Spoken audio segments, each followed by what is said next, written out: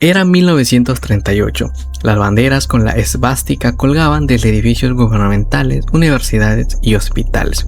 La Alemania nazi acababa de anexar Austria, un evento conocido como el Anschluss, y mientras millones de personas celebraban el ascenso del Tercer Reich, otros comenzaban a desaparecer.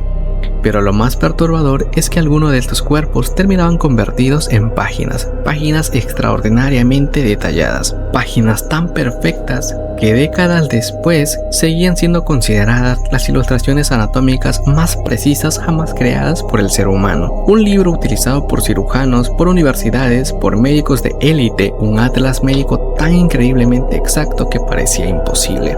Pero detrás de esa perfección había cadáveres humanos, prisioneros ejecutados, opositores políticos, judíos, residentes, personas condenadas por el régimen nazi. Y en el centro de todo esto estaba un hombre anatomista brillante, obsesivo, frío, meticuloso, y su nombre era Edward Perskov. Y esta es la historia detrás del libro de anatomía más preciso del mundo. Una historia tan perturbadora que incluso hoy la medicina todavía no sabe qué hacer con ella. Porque la verdadera pregunta no es cómo fue creado ese atlas. La pregunta es, ¿puede la ciencia construirse sobre el horror? Y aquí es donde esta historia comienza. Viena, Austria, principios del siglo XX. La ciudad era considerada uno de los centros intelectuales más importantes de Europa. Las calles estaban llenas de músicos, filósofos, científicos y médicos. Era la ciudad de Kreuz, de Gustav Klimt, de cafés donde intelectuales debatían sobre psicología, políticas y artes, y mientras Europa caminaba lentamente hacia una guerra que todavía nadie comprendía. Pero bajo esa ciencia cultural y elegancia también existía otra cosa, un nacionalismo extremo, racismo, antisemitismo y una creciente obsesión con la prueba biológica. En ese ambiente nació Edward Perskov en 1888, en el pequeño pueblo de Rausten, Austria. Su padre era médico rural. Desde niño, Perskov quedó fascinado por el cuerpo humano, pero no de una manera normal. Mientras otros niños jugaban, él observaba heridas, animales muertos, órganos, estructuras internas. Quería entender cómo funcionaba la carne, cómo estaba construido el ser humano por dentro. Esa obsesión lo acompañaría toda su vida y con el tiempo lo convertiría en uno de los anatomistas más talentosos de Europa, pero también en uno de los más polémicos de la historia. Perskov ingresó a la Universidad de Viena para estudiar medicina y rápidamente destacó. Era extremadamente disciplinado, meticuloso, perfeccionista hasta niveles enfermizos, no toleraba errores, no aceptaba aproximaciones. Si una estructura anatómica no estaba representada con absoluta precisión, la repetía una y otra vez hasta alcanzar la perfección. Pero mientras desarrollaba su carrera médica, Europa comenzaba a transformarse. La Primera Guerra Mundial destruyó millones de vidas, imperios enteros colapsaban. Austria quedó devastada económicamente y socialmente, y en medio del caos muchos comenzaron a buscar culpables. Fue entonces cuando las ideas extremistas empezaron a crecer. El antisemitismo dejó de ser un perjuicio silencioso y comenzó a convertirse en la ideología política. Y Edward Perskov no solo simpatizaba con esas ideas, las abrazó completamente. En 1933, Perskov se unió oficialmente al partido nazi austríaco, mucho antes de que Hitler anexara Austria. Eso es importante porque demuestra algo perturbador. Él no fue obligado, no fue manipulado, no fue una víctima del sistema. Edward Perskov era un nazi convencido. Creía profundamente en las ideas del régimen, en la supremacía racial, en la higiene genética y en la alimentación de quienes consideraban inferiores, como también su eliminación. Mientras Europa avanzaba lentamente hacia la oscuridad, Perskov también avanzaba. Su prestigio médico crecía de forma impresionante. Sus colegas lo admiraban, sus estudiantes le temían, porque era brillante pero también despiadado. Exigía perfección absoluta y nadie imaginaba hasta dónde estaba dispuesto a llegar para construirla. Pero entonces en 1938, y con ello en el momento que cambiaría todo, el 12 de marzo de 1938, tropas alemanas cruzaron la frontera austríaca. Hitler había logrado anexar Austria al Tercer Reich. Miles salieron a las calles a celebrar. Las banderas nazis recubrieron Viena, la multitud gritaba el nombre de Hitler. La ciudad se transformó en cuestión de horas. Y para hombres como Edward Perscombe, aquello no era una tragedia, era una oportunidad, una enorme oportunidad, porque el nuevo régimen recompensaba a quienes eran leales, y Perscombe lo era, extremadamente leal. Ese mismo año fue nombrado decano de la Facultad de Medicina de la Universidad de Viena, y aquí es donde comienza a ponerse verdaderamente perturbadora, porque apenas tomó el cargo, inició una purga brutal dentro de la universidad. Profesores judíos fueron expulsados, investigadores desaparecieron, médicos fueron destituidos, algunos arrestados, otros terminaron huyendo de Austria. La medicina comenzaba a contaminarse con la ideología nazi, pero nadie estaba preparado para lo que ocurriría después, porque Perscombe tenía un sueño: crear el atlas anatómico más preciso de toda la historia humana. No uno bueno, no uno revolucionario, el mejor jamás creado. Un libro tan perfecto que ningún médico pudiera igualarlo. Y para lograrlo necesitaba cuerpos, muchos cuerpos, cadáveres humanos en perfecto estado anatómico, y justo en ese momento el régimen nazi comenzaba a producirlos en cantidades inimaginables: prisioneros políticos, judíos, resistentes, personas con orientación sexual distinto, personas ejecutadas por traición. Todos comenzaron a desaparecer dentro de un sistema industrial de manipulación. Y algunos de estos cuerpos terminaban en la Universidad de Viena, directamente en el departamento de anatomía, justo en las manos de Edward Perscombe. Lo más aterrador es que todo era completamente legal bajo el régimen nazi. Las ejecuciones aumentaron brutalmente después de 1938, especialmente durante la guerra. Los prisioneros enviaban cadáveres al Instituto Anatómico casi diariamente, y Perscombe los utilizaba sin preguntas, sin límites, sin humanidad, porque para él el cuerpo humano ya no era una persona, era un material científico. Y aquí es donde aparece uno de los elementos más perturbadores de toda esa historia: los artistas. Porque el atlas de Perscombe no solo era preciso por la disección, era preciso porque detrás había ilustradores obsesivamente talentosos.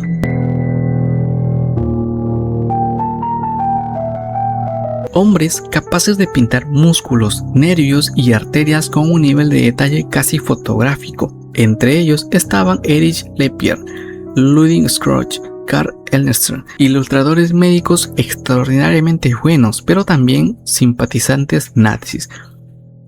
Algunos incluso firmaban sus ilustraciones con pequeñas esvásticas ocultas dentro de sus nombres. Sí, la ideología nazi quedó literalmente pintada dentro del atlas anatómico, oculta en las firmas, camuflada entre nervios y músculos humanos como una máscara silenciosa de horror.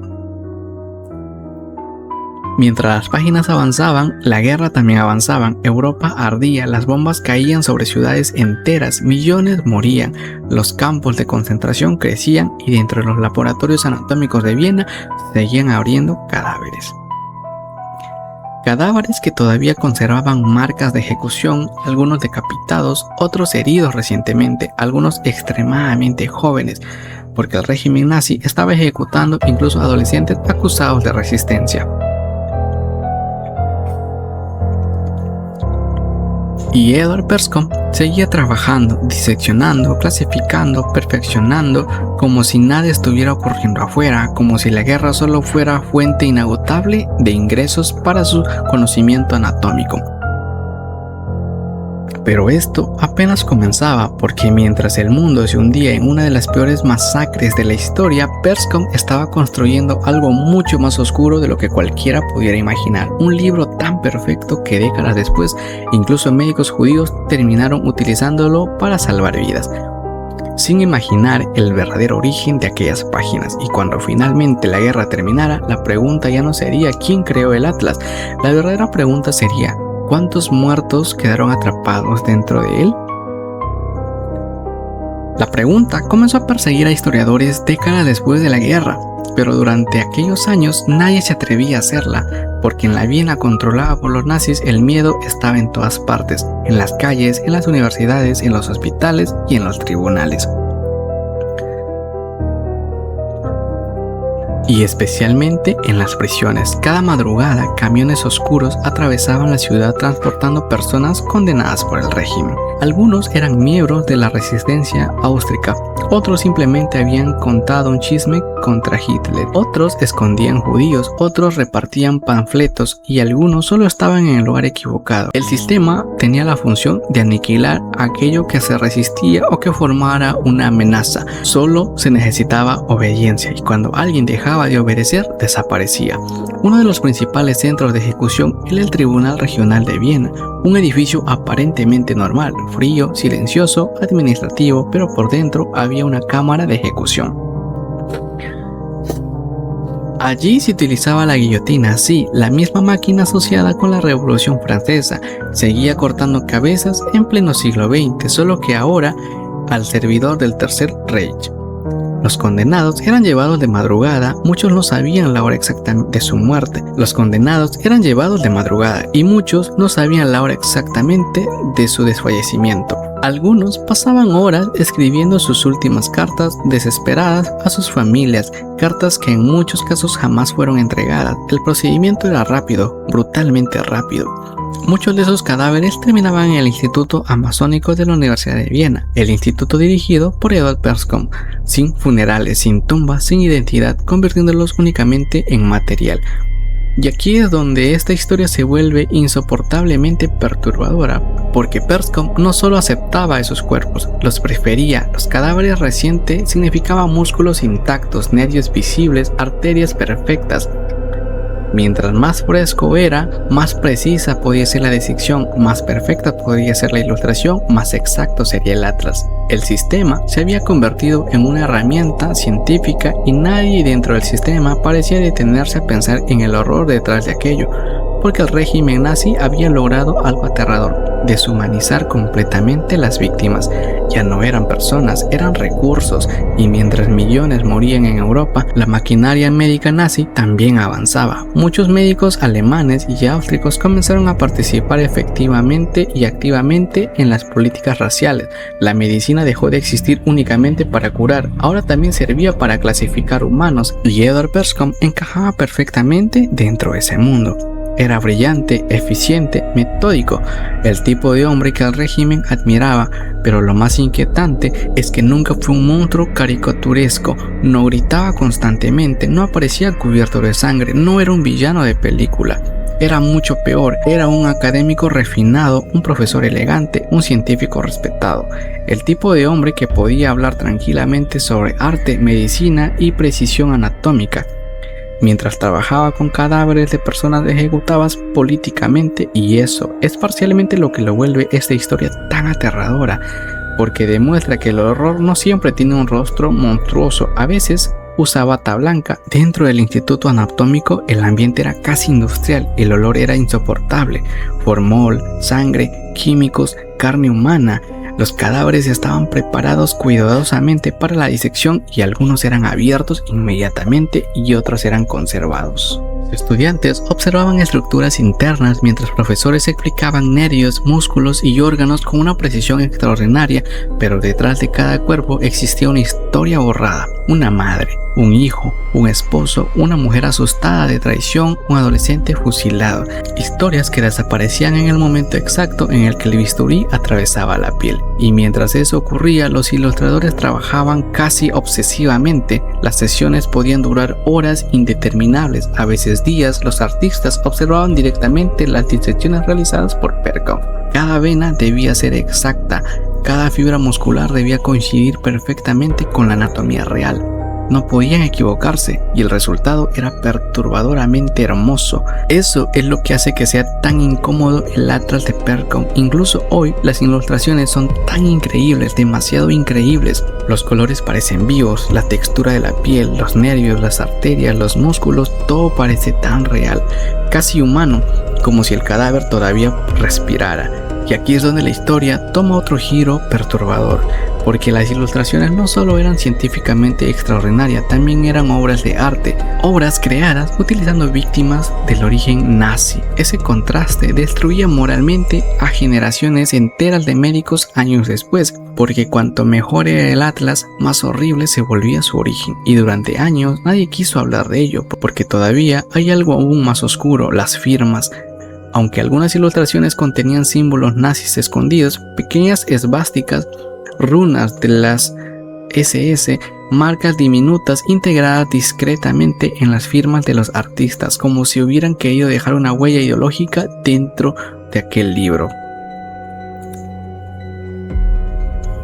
Imagínalo por un momento, un cirujano moderno utilizando una ilustración anatómica exactamente precisa para salvar una vida, sin darse cuenta que en una esquina de la página había una esvástica oculta, el horror nazi incrustado literalmente dentro de la medicina moderna y durante mucho tiempo.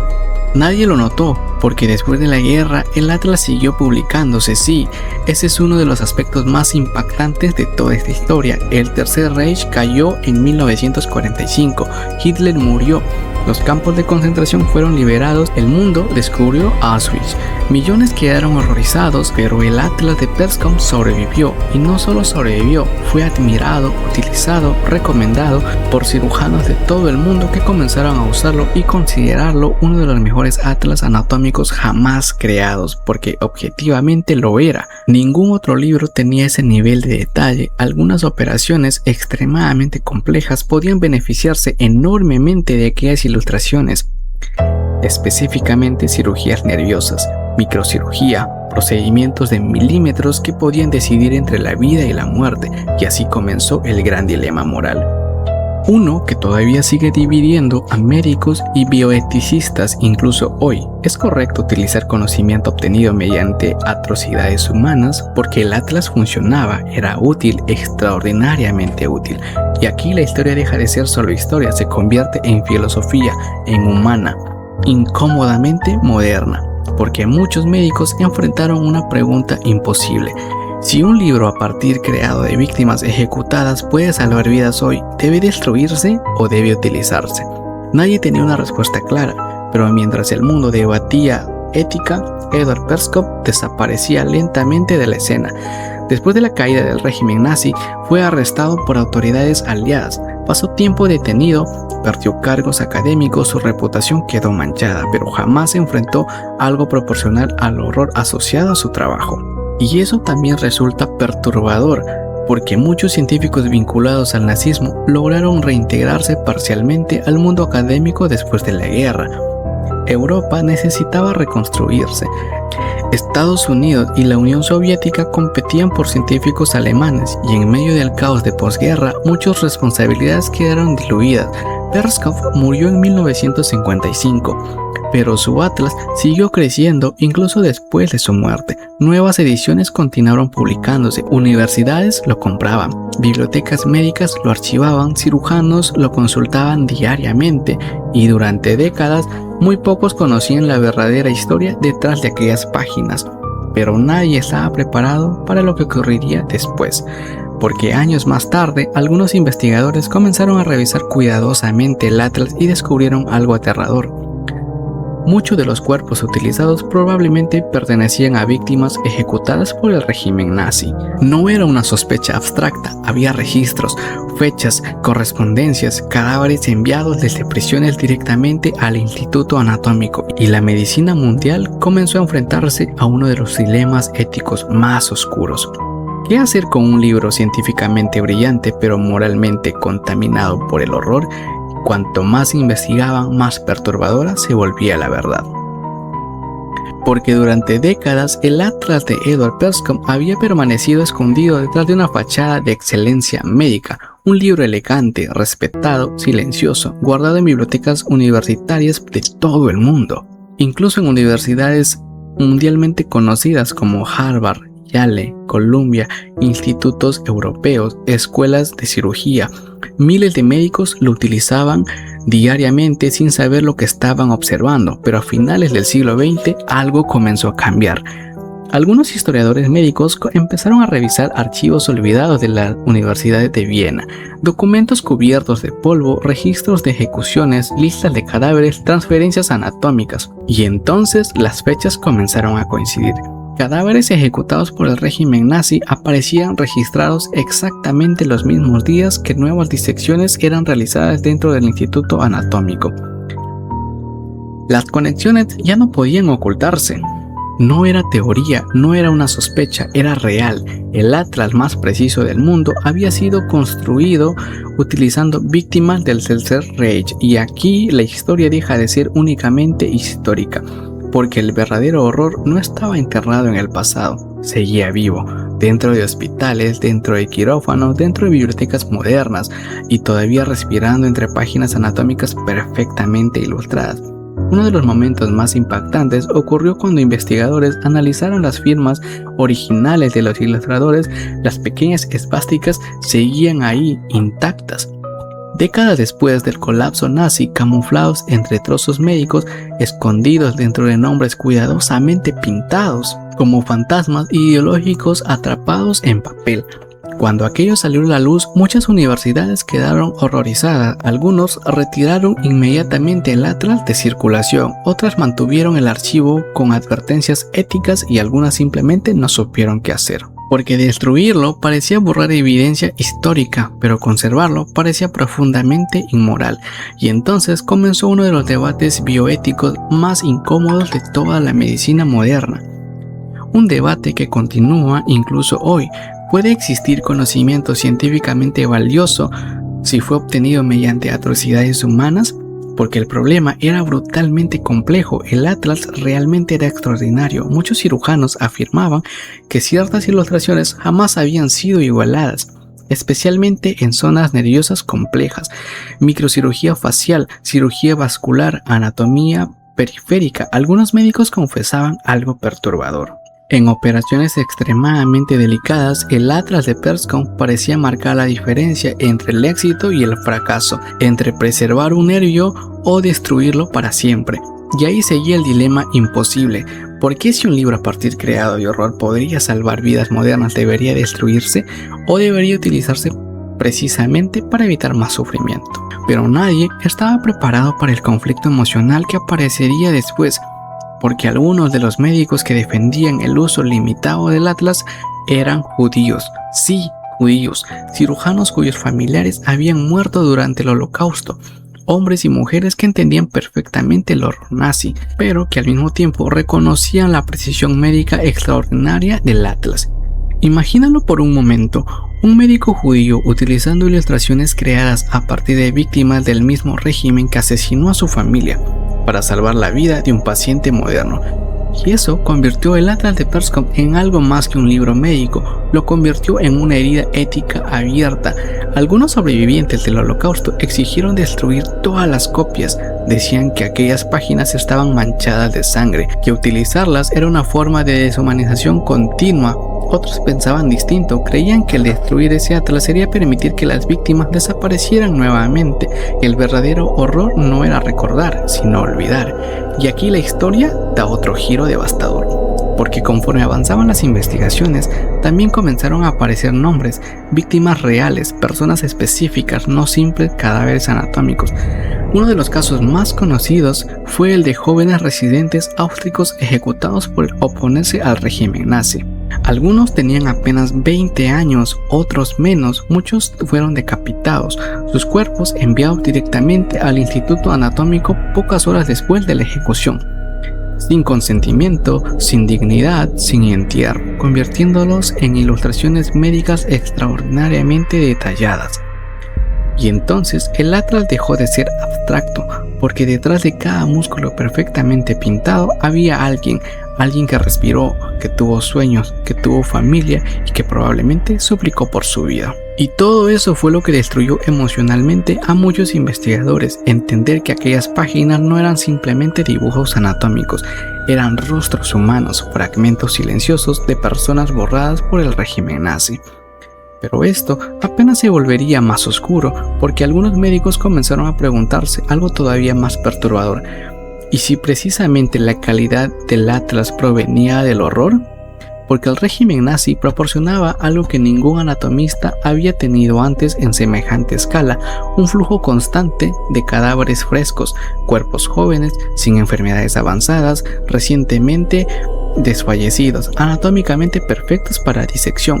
La precisión extrema del atlas podría haber sido consecuencia directa del sistema de ejecuciones nazis, y sí, eso era cierto. Entonces la perfección científica del libro estaba inseparablemente conectada con la maquinaria de desfallecida del Tercer Reich. Esa idea sigue persiguiendo a la medicina moderna. Años después, la Universidad de Viena realizó investigaciones oficiales. Los resultados fueron devastadores. Confirmaron vínculos directos entre el Instituto Anatómico y víctimas ejecutadas por el régimen nazi. Al menos cientos de cadáveres habían sido utilizados, quizás más. Muchos jamás pudieron identificarse completamente. La guerra había destruido registros, la burocracia nazi había borrado nombres. Incluso después de muerto, muchos siguieron siendo anónimos. Eso quizás sea lo más perturbador de todo, porque el Atlas sobrevivió, pero muchas víctimas no. El libro obtuvo fama mundial, y aquí es donde este documental deja de ser únicamente de Edward Persson, porque en realidad esto nunca fue solo sobre un hombre, es algo mucho más aterrador, la facilidad con la que el conocimiento humano puede separarse de la humanidad, porque el problema no terminó con los nazis. Esa es la parte más incómoda. La ciencia moderna todavía enfrenta preguntas similares. ¿Cuánto estamos dispuestos a justificar en nombre del progreso? ¿Cuándo la utilidad comienza a destruir la moral? Y quizás la pregunta más perturbadora de todas: si un descubrimiento salva millones de vidas, pero nació del sufrimiento de inocentes, ¿qué hacemos con él? No existe respuesta perfecta. Incluso hoy, muchos cirujanos siguen divididos. Algunos creen que el Atlas jamás debe abrirse nuevamente, otros creen que ignorarlo sería inútil, y algunos lo utilizan solo en casos extremadamente específicos, acompañándolo siempre de contexto histórico y ético, como si cada página necesitara una advertencia moral, como si el lector debía recordar constantemente que eso fue creado utilizando víctimas reales. Pero tal vez lo más inquietante es que ese Atlas sigue siendo hermoso, y esa belleza es precisamente lo que lo vuelve tan perturbador, porque el horror normalmente intenta ocultarse, pero aquí el horror fue transformado en perfección, el arte en ciencia, en precisión, y quizá por eso esta historia resulta ser tan difícil de olvidar, porque obliga a aceptar algo profundamente incómodo. La civilización más avanzada científicamente de Europa también fue capaz de construir campos de exterminio. Los mismos médicos que podían salvar vidas también podían participar en sistemas de aniquilación. La misma mano que dibujaba nervios con precisión casi divina podía ignorar completamente la humanidad del cadáver frente a ella, y entonces comprendes algo devastador. El problema nunca fue solo el nazismo. El problema es que ocurre cuando los seres humanos comienzan a ver personas como objetos, como estadísticas, como recursos o como material útil, porque en el momento en el que alguien deja de ser humano, todo se vuelve posible. Incluso convertir víctimas ejecutadas en ilustraciones médicas admiradas por el mundo entero. Hoy en día, algunas copias del Atlas de Persson permanecen guardadas bajo llaves silenciosas y pesadas, como reliquias malditas, y cada vez que alguien abre una de esas páginas, la misma pregunta vuelve a aparecer, una pregunta que sigue atormentando a autoridades, médicos, filósofos, décadas después del colapso del Tercer Reich, una pregunta imposible de responder sin necesidad de incomodidad, sin sentir culpa, sin sentir miedo, porque después de conocer toda esta historia, ya no puedes mirar ese Atlas como un simple libro. Ahora sabes lo que realmente contiene. No solo músculos, no solo arterias, no solo nervios. Contiene silencio, contiene víctimas, contiene la huella intacta de un sistema que convirtió la muerte humana en una herramienta científica. Y quizá lo más aterrador de todo es entender que las páginas todavía existen, esperando en alguna biblioteca, en algún hospital, en algún estante olvidado, perfectamente conservada, como si el pasado jamás hubiera terminado realmente, como si las sombras del Tercer Reich todavía respiraran entre ellas. Si te gustó este video, por favor suscríbete a mi canal. Estaré trayendo contenido de manera mucho más frecuente para informarte sobre más documentales. Sin más que decir, gracias.